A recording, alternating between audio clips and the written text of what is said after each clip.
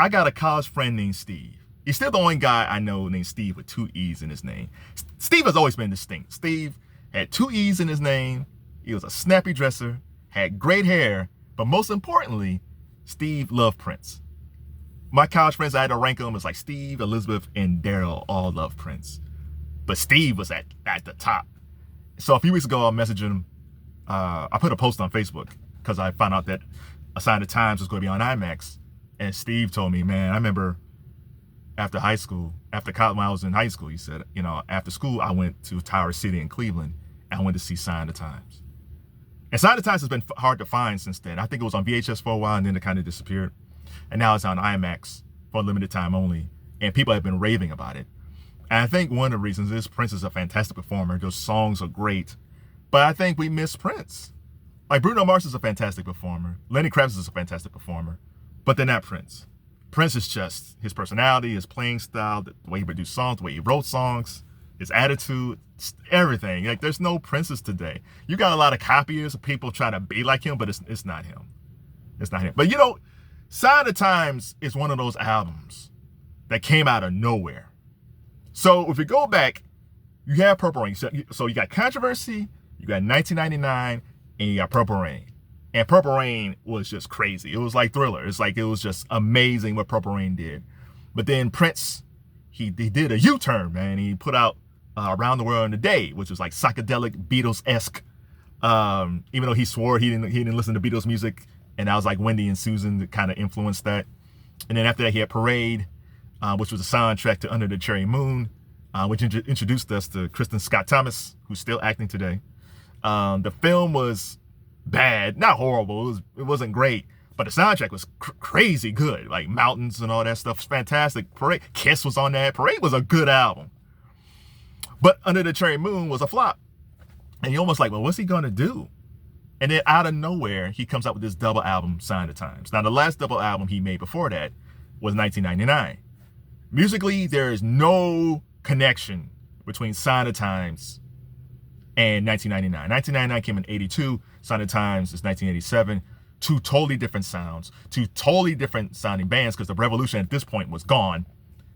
Sign of the Times was just like, where did he get this from? And he compiled this double album from 3 different albums. He had the Factory album, the Camille album, the Dream Factory album, the Camille album, and there was another album, Crystal Ball. So for Camille was the sped up voice he used for Erotic City and If I Was Your Girlfriend. It was supposed to be a whole album with that voice. He scrapped that. It's like, oh. I wish we can get that album to hear what he was trying to do with that. The Dream Factory album was an album that he did with the Revolution, but he broke them up. So there were some songs he took from that, but he scrapped the Revolution, so he ended that album. And then Crystal Ball was supposed to be like a 3-record deal. It was supposed to have like 3 LPs, 3 albums. But Warner Brothers said, nah, that's too much music, man. I said, no, the 3 albums. He was pissed.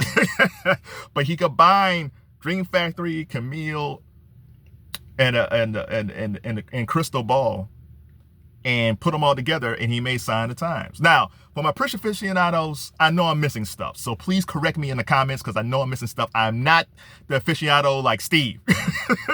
I'm doing my best. But he called different songs from that and made Sign of the Times.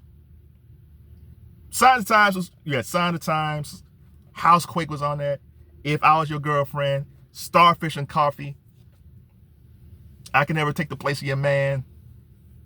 Oh my God. You Got the Look with Sheena Easton. You got the look. I still don't know how that connection happened. I'm always amazed when I saw, when you look at, man, you think, take the dude today that you think can really get chicks and go look at Prince's dating history. It's like, it's impeccable.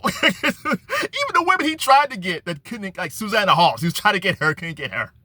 You have Vanity Apollonia, Sheila E., Sheena Easton, Mai Tai, oh, Kim Basinger. This guy was, oh my God. Please, let's not say, listen, I love Chris Brown, but damn it, we cannot compare the two. But yeah, Sign of the Times came out of nowhere, man. And it was great. And you felt like, so Purple Rain, he was nominated for Best Album for Purple Rain at the Grammys. He didn't win. He lost to Lionel Richie's Can't Slow Down. Now listen, I love Lionel Richie. Can't Slow Down is a tremendous album. It has one of my favorite songs on there, Hello. I love Hello. Man, it makes me choke up every time I hear it. Great video with the blind girl and everything. It was fantastic. Ain't no way in hell Can't Slow Down was better than Purple Rain. No way. And maybe Prince didn't win because of Darling Nikki. I don't know, because everybody had their panties in a bunch. Tipper Gore was all upset about Darling Nikki, and maybe he lost because of that. I don't know. But Purple Rain was definitely the album of the year that year. He won the Oscar for Purple Rain for the song, but he didn't win album of the year.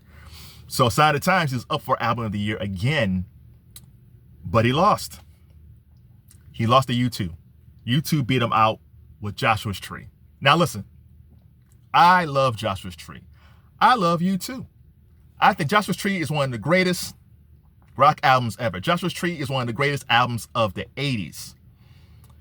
But man, if Prince didn't win that best album for Purple Rain, this was the prime opportunity for him to get a makeup call. This is the prime opportunity for the Grammys to say, you know what, we screwed up before with Purple Rain, but you do deserve this for Sign of the Times, because not as a payback, but just the album's just tremendous.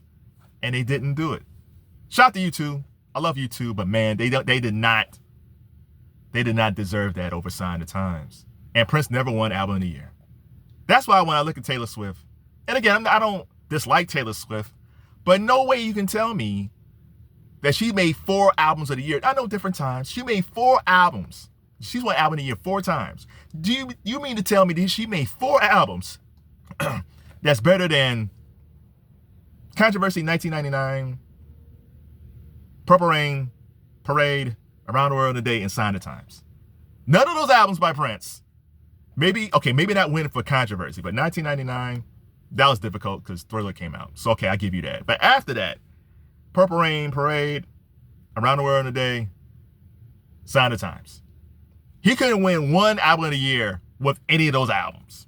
And Taylor Swift has 4 albums that you're telling me, even though it's different times, you're telling me that she is just as talented, even more talented than Prince Rogers Nelson. No. You can't tell me that. You can't tell me that. I don't care if you give me Chris Brown. I don't care if you give me Taylor Swift. Those two combined is not better than Prince Rogers Nelson. He gave us 3-time albums, a Vanity 6, a Abalone 6, a Sheila E. He gave us all those albums on his own. He gave us Sugar Waltz. He gave us Manic Monday by the Bengals. He gave us, he worked on Stand Back for Stevie Nicks. He did the Batman soundtrack. He had Diamonds and Pearls. And he kept on changing his persona.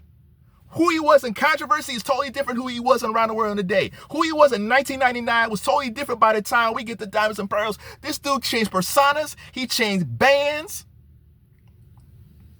And all these albums, for the exception of maybe Love Sexy, if you look at all his albums from the 80s, Love Sexy is the only one that you felt like, it's all right. Everything else is like, man, who is this dude? Please, with peace and love, please, if you're having a discussion about who's the greatest artist ever, and your list do not contain Prince Rogers Nelson, we can no longer be friends. You are not my... The only people who understand this are Prince fans and people who understand music. Ugh. I'm disgusted. I want to end this. I'm going to end this.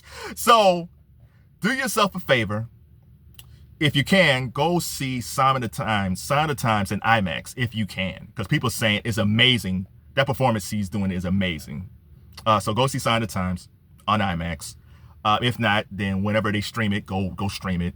And also, get the album, get the CD, stream it, vinyl. I don't care what you do. Just get it and study it. Listen to the musicality. Listen to the lyrics.